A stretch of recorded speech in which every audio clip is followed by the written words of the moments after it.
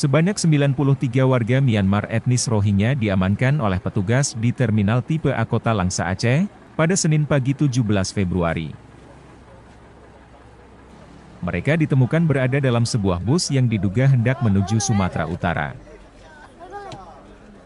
Bus tersebut dihentikan oleh tim gabungan yang terdiri dari petugas Terminal Tipe A Langsa dan Satuan Lalu Lintas Polres Langsa dalam operasi pemeriksaan rutin terhadap kendaraan angkutan umum.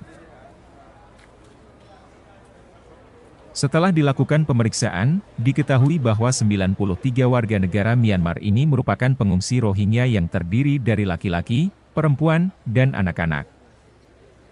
Pihak imigrasi Kota Langsa segera melakukan pendataan serta pemeriksaan dokumen para pengungsi tersebut.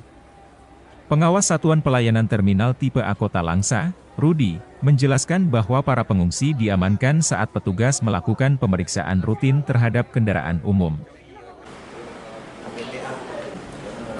Ada bus penumpang yang kita masukkan ke terminal untuk diperiksa kelengkapannya. Ternyata membawa sejumlah penumpang Rohingya ini. Kecurigaan muncul ketika petugas melihat gerak-gerik sopir yang mencurigakan, sehingga dilakukan pemeriksaan lebih lanjut. Hasilnya, ditemukan 93 orang etnis Rohingya di dalam bus tersebut.